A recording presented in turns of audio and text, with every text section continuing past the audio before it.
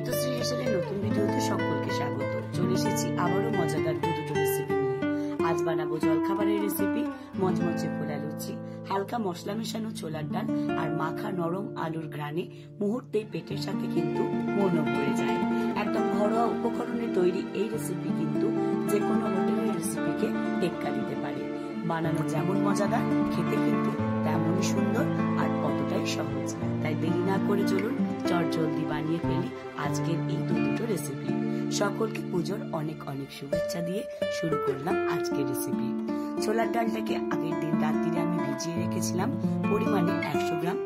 এবার ময়দার জন্য ডো বানাবো, তাই বোলের মধ্যে নিয়ে নেব 5 চা চামচ মতো আমল দুধ, তার সাথে দেব 1/2 চা চামচ নুন, 1/2 চা চামচ পরিমাণ চিনি, তার সাথে দিয়ে দেব 2 চা চামচ পরিমাণ সাদা তেল। অল্প একটু জল দিয়ে খুব ভালো করে এটাকে একটু মিশিয়ে নিতে হবে যাতে কোনো রকম লাম্পস না থাকে। আমি এখানে 1/2 কাপ পরিমাণ জল দিয়েছি। খুব ভালো করে মিশিয়ে নেওয়ার পর এর মধ্যে দিয়ে দেব ময়দা। আমি এখানে 100 গ্রাম মানে প্রায় 1 কাপ মতো মেজারিং কাপ ময়দা দিয়ে ভালো করে মিশিয়ে নেব। তারপর হাতের সাহায্যে ভালো করে ঠেসে ঠেসে একটা ডো বানিয়ে নেব। ভালো করে ঠেসে নেওয়ার পর এটাকে আধ ঘন্টা রেস্টিং এ রেখে দেবো যাতে আরো একটু সফট হয়ে যায়। অন্যদিকে একটা ভাজা মশলা বানাবো, তাই প্যানের মধ্যে নিয়ে নেব 1 চা চামচ গোটা মৌরি, 1 চা চামচ গোটা জিরে আর 1 চা চামচ গোটা ধনে। সাথে দিয়ে দেব একটা শুকনো লঙ্কা। ভালো করে 10 থেকে 30 সেকেন্ড মতো একটু নেড়ে নেব। এইভাবে 10 থেকে 30 সেকেন্ড মতো নেড়ে নেওয়ার পর গ্যাসের ওভেনটা অফ করে দেব। তারপর আরো একটু নেড়ে ঠান্ডা করে নেব। প্লেটের মধ্যে রেখে মিনিট 5 একটু অপেক্ষা করব। যখন সম্পূর্ণ ঠান্ডা হয়ে যাবে মিক্সিং জারের মধ্যে দিয়ে পাউডারের মতো করে গুঁড়িয়ে নেব। চাইলে এর পরিবর্তে আপনারা এটা শিলেও বেটে নিতে পারেন। ভীষণই ইজি, আপনারাও দেখতে পাচ্ছেন টেক্সচারটা আসবে ঠিক এইরকম পাউডারের মতো। তো পাউডারের মতো করে আমার মশলা বানানো হয়ে গেছে। এবার ওই মিক্সিং জারের মধ্যেই দিয়ে দেব 2 কাঁচা লঙ্কা আর 1 ইঞ্চি আদা খোসা ছাড়িয়ে সামান্য একটু জল দিয়ে একটা পেস্ট বানিয়ে নেব। টেক্সচারটা আসবে এরকম, জাস্ট একটু থেতো করে নেওয়ার মতো। পেস্টের টেক্সচারটাও দেখে আপনারা বুঝতে পারছেন পেস্ট আমার বানানো হয়ে গেছে। অন্যদিকে প্যানের মধ্যে দিয়ে দেব 1/2 চা চামচ পরিমাণ 5 ফোড়ন, তার সাথে দিয়ে দেব 2 চা চামচ পরিমাণ আদা কাঁচা লঙ্কার পেস্ট। ভালো করে একটু নেড়ে নেব যতক্ষণ না আদার কাঁচা গন্ধটা চলে যায়। খুব ভালো করে একটু নেড়ে নেব। যখনই আদার কাঁচা গন্ধটা চলে যাবে তার মধ্যে একে একে দিয়ে দেব বাকি মশলাগুলো। এরপর এর মধ্যে দিয়ে দেব টমেটো। আমি আগে থেকেই টমেটোটা কেটে রেখেছিলাম। এবার আদা কাঁচা লঙ্কার পেস্টের মধ্যে দিয়ে খুব ভালো করে একটু নেড়ে নেব। টমেটোটা যতক্ষণ না নরম হতে থাকবে ঠিক ততক্ষণ কিন্তু টমেটোটাকে এইভাবে মশলার সাথে কষে নেব। এইভাবে নাড়তে নাড়তে দেখবেন টমেটোটা আগের থেকে অনেকটা নরম হয়ে এসেছে আর জল ছাড়তে শুরু করেছে। ঠিক এই অবস্থায় দিয়ে দেবো বেশি কমন কিছু মশলা। প্রথমেই দিয়ে দেবো 1/2 চা চামচ পরিমাণ নুন।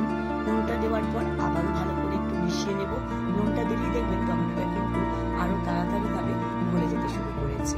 এবার কালারের জন্য দিয়ে দেবো 1 চিমটে হলুদ, 1/2 চা চামচ পরিমাণ কাশ্মীরি লঙ্কার গুঁড়ো, 1 4 চামচ পরিমাণ ধনে গুঁড়ো আর 1 4 চামচ পরিমাণ জিরে গুঁড়ো। সমস্ত কিছু দিয়ে দেওয়ার পর আবারও খুব ভালো করে একটু নেড়ে নেব।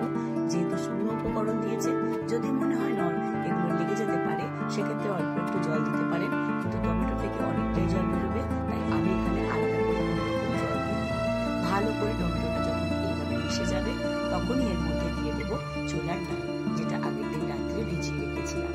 এবার খুব ভালো করে ছোলার ডালটাকে বাকি মশলার সাথে প্রায় 5 থেকে 6 মিনিট ধরে কষে নেব। যদি মনে হয় জলটা একটু শুকিয়ে আছে অল্প অল্প একটু জল দিতে পারেন। তারপর দিয়ে দেব 2 সিদ্ধ করে রাখা ম্যাশ করা আলু। আলুটা দেওয়ার পরেও আবারও খুব ভালো করে ছোলার ডাল আর বাকি মশলার সাথে মিশিয়ে নেব যাতে আলুর মধ্যে মশলাটা ভালোভাবে ঢুকে যায়। যে কোনো রান্না যত বেশি কষবেন তার টেস্ট কিন্তু ততটাই সুন্দর আসবে। এবার ছোলার ডালটা সিদ্ধ করবার জন্য দিয়ে দেব পরিমাণ মতো জল। ভালো করে জলটা দেওয়ার পর এবার সমস্ত কিছুকে আবারও একটু মিশিয়ে নেব যাতে ডালটা সিদ্ধ হয়। সেই কারণে আমি কিন্তু এখানে বেশি পরিমাণে জল দিয়েছি। আপনারাও পরিমাণটা একটু বুঝে জলটা দেবেন। তবে অবশ্যই যখন জলটা ব্যবহার করবেন চেষ্টা করবেন গরম জল দেওয়ার। এতে কিন্তু রান্নার স্বাদটা অনেকটা বেড়ে যায় বা একই রকম থাকে। ঢাকা দিয়ে রেখে দেব 10 থেকে 15 মিনিট। অন্যদিকে ময়দাটা দেখুন আগের থেকে কিন্তু অনেকটাই সফট হয়ে গেছে। আবারও খুব ভালো করে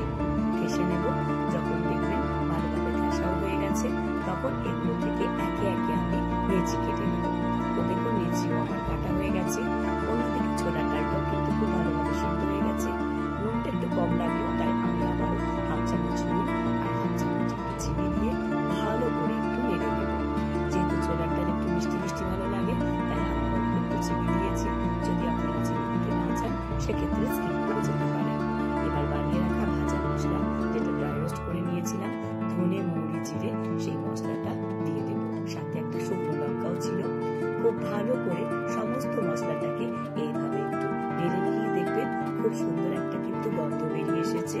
এরপর আমি এর মধ্যে অল্প একটু মেথি ছড়িয়ে দেব, তাহলে কিন্তু আমার ছোলার ডালের তরকারি খেতে ভীষণই টেস্টি।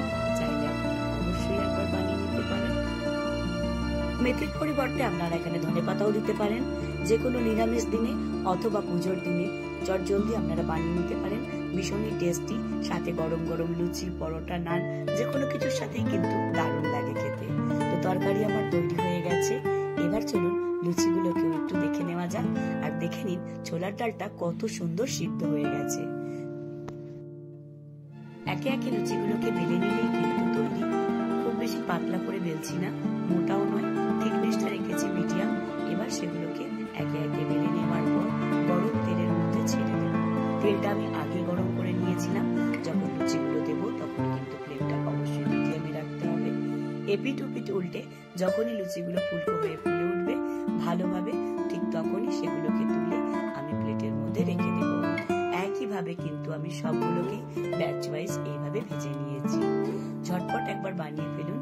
লুচিগুলোকে আমি একটু অন্যরকম করে বানিয়ে দেখিয়েছি। আশা করছি আমাদের এই রেসিপিটা আপনাদের ভালো লেগেছে। যদি ভালো লেগে থাকে, ইউটিউব থেকে দেখেন, তাহলে অবশ্যই লাইক, শেয়ার, কমেন্ট করতে ভুলবেন না।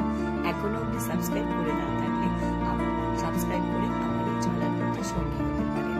আর যদি ফেসবুক পেজ থেকে দেখেন তাহলে অবশ্যই পেজটিকে ফলো করে আপনারা আমাদের গুরুত্বপূর্ণ মতামত কমেন্ট বক্সে জানাতে প্লিজ ভুলবেন না।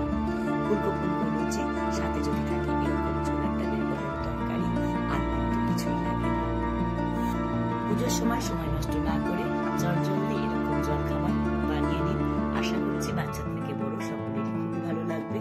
শেষ অবধি ভিডিওটা দেখার জন্য আপনাদের সকলকে অসংখ্য ধন্যবাদ। খুব